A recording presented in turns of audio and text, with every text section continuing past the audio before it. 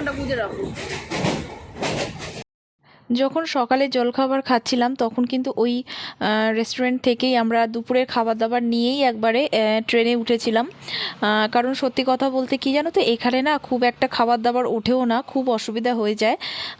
তবে হ্যাঁ, cold drinks, জলের বোতল এগুলো কিন্তু প্রচুর পরিমাণে বিক্রি হচ্ছিল।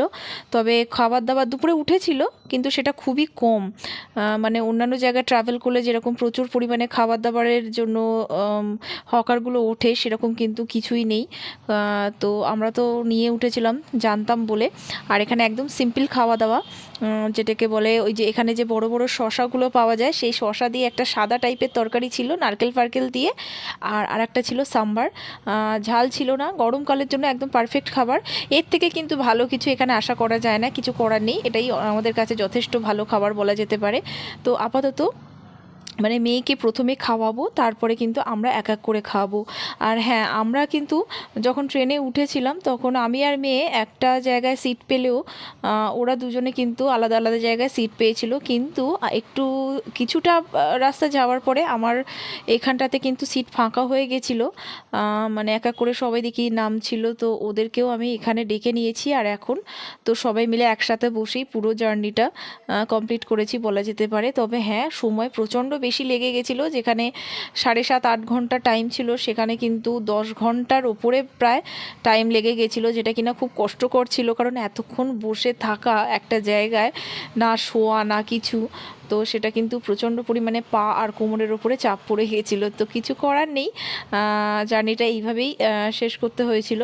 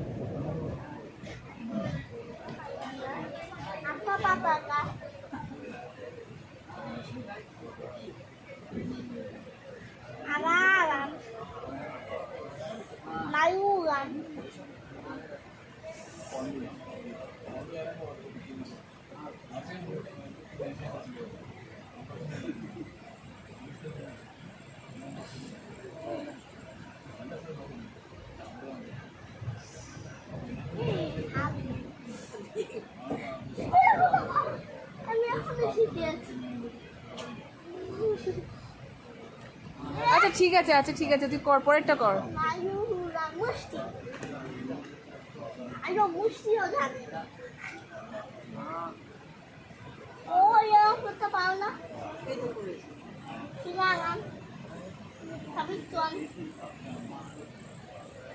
কি বলবে?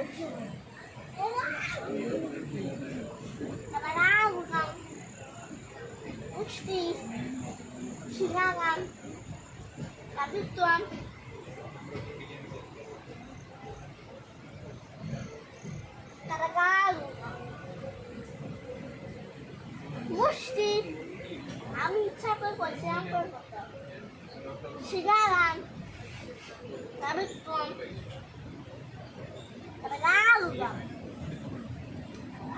মুষ্টি শিখালাম তবে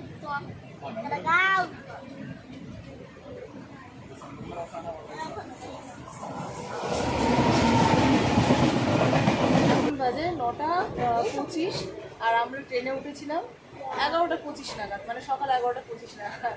তো পুরো 10 ঘন্টার জার্নি, বিধ্বস্ত, চোখ মুখ দেখেই বুঝতে পারছো। কারণ এটা তো বসে এতক্ষণ বসে বসে বসে বসে যা অবস্থা হয় সবার, সেরকমই অবস্থা। তার উপরে এখানে খুব একটা কিন্তু মানে খাবার দাবারও ওঠেনি। যাই হোক, অনেক, আর সারাক্ষণ মেয়ে জ্বালাতন করেছে, মানে মেয়ে দুপুরবেলা রেস্টও নেয়নি, কিছু না, সারাক্ষণ বকর বকর বকর বকর আর জ্বালাতন। তো সবটা মিলিয়ে একটা জার্নি হয়েছে। তো যাই হোক, এখন বাড়ি যাবো, এখান থেকে সোজা অটো নেবো, নিয়ে বাড়ি, তারপর ফ্রেশ হয়ে বাড়িতে রান্নাবান্না হবে, খাওয়া দাওয়া বাড়িতেই হবে। তো চলো এখানে ব্লগটা শেষ করছি, কেমন লাগলো জানিও, আর যদি ভালো লাগে তাহলে অবশ্যই একটা লাইক করে চ্যানেলটিকে সাবস্ক্রাইব করে পাশে থাকো। তো চলো, গুড নাইট, টাটা।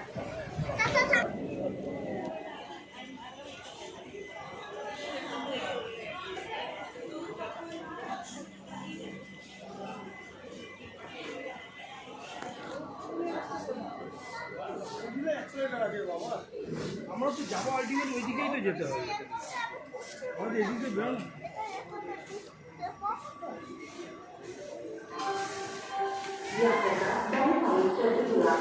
এখানে